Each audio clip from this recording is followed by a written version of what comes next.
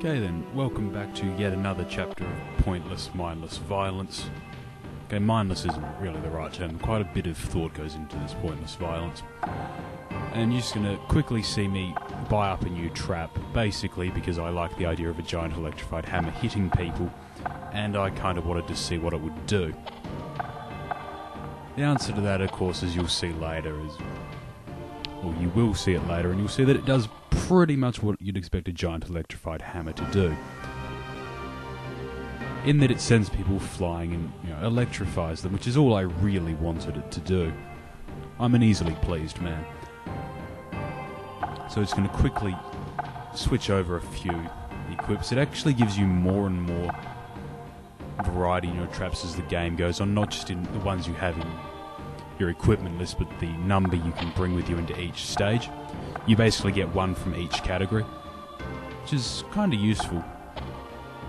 Prevents you from getting overwhelmed with them at the beginning. You see me get rid of the goddamn fireball trap, which I've had for pretty much the entire game and almost never used because it's a piece of shit. It shoots high, basically. It's very hard to combo it with anything because it tends to go over their heads, literally and figuratively.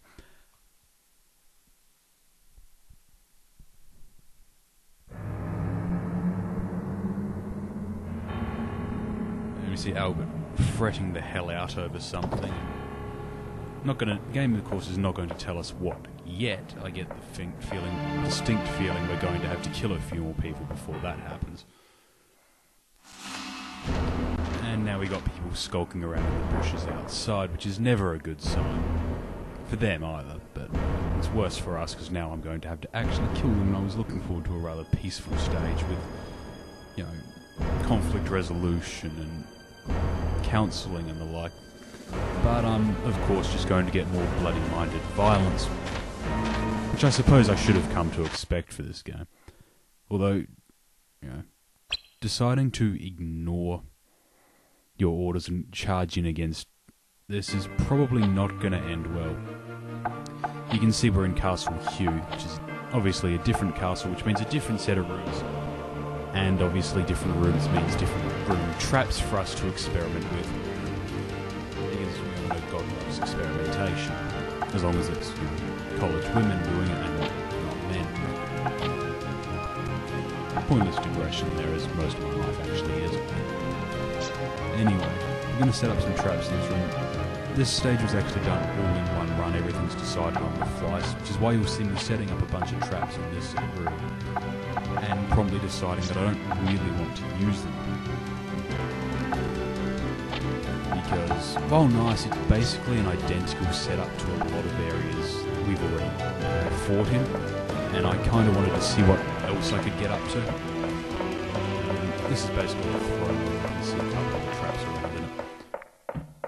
I didn't get a chance to use the, fire braziers there. I think I can use that one. So instead we're going to set up in the water room. Which will see why I'm so happy about this one.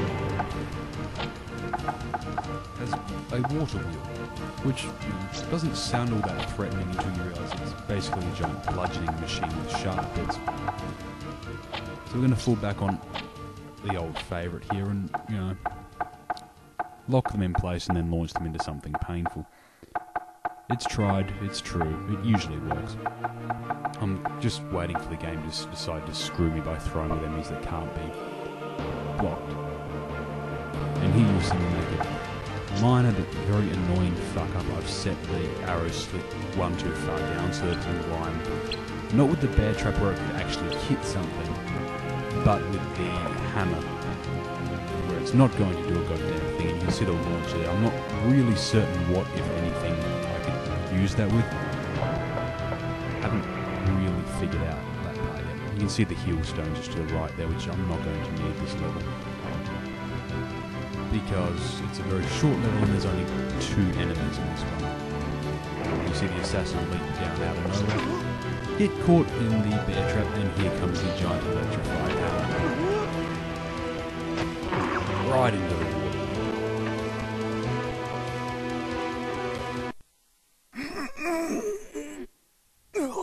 You can see the nice, friendly little spikes there. Whoever designed these castles was a real arsehole. And you can see me setting up a bunch of traps in this one that I decided not to use. Decided I'm going to follow the door dead ahead of where we are right now. Find where it leads. It actually leads back to the throne room that I was in a few minutes ago. Which is good because it'll buy me a little bit of time to actually set up a trap combo, whereas with the other one, secret entrance, she would have been right on top of me and I would have had trouble getting anything together in time. Obviously, something of a problem considering she has a knife and I don't. That would end badly. See the torches there, obviously. I didn't get a chance to use them. I get distinctly if you were to launch someone into them or douse somebody in oil and sit them on top of it, they would in fact set fire to them, which is fairly useful.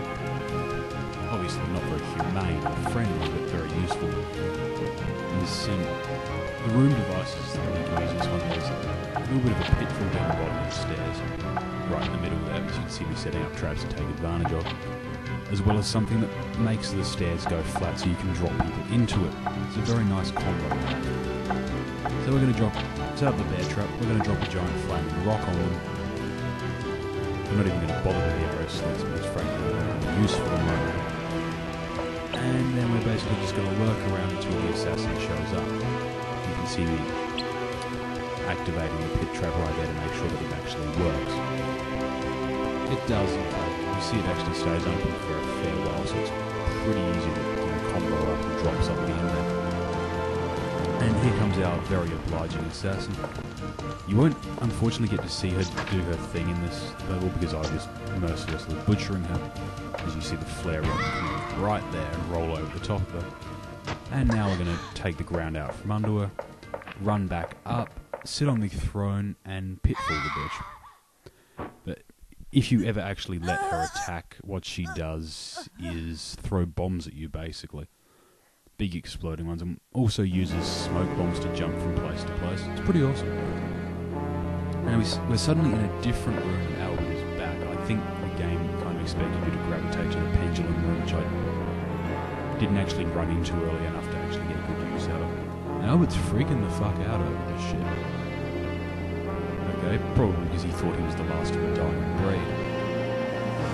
Although dying breed is a bit of an odd term, because if they're not breeding, obviously, then they're not much of a breed, and that's why they're dying out.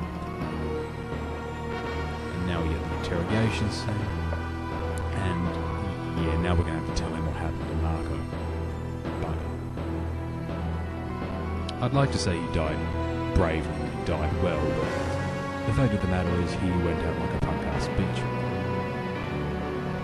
Good kid, but not a good way to go.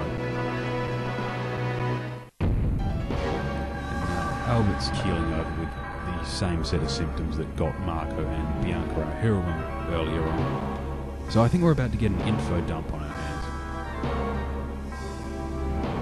Yeah, I'm going to bet he's not ready. I love how they're just completely and utterly nonchalant about that giant fucking pendulum swinging back and forth behind them. It's like Edgar Allan Poe on fucking Prozac. I love how they capitalise traps as well. It makes things seem so much more epic. Okay, so there's a problem with them. Yeah, I kind of thought something like this was going to happen. Because, it just wasn't horrific enough to... Well, that explains a lot.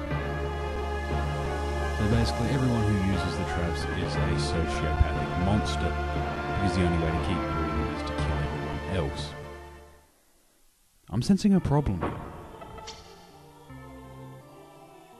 Obviously, that's the end of this stage. Quite a short stage. We've got a new emblem, which I'm going to try out between episodes and see if I like it. And that's pretty much all for today. Next time we'll be doing Chapter 9.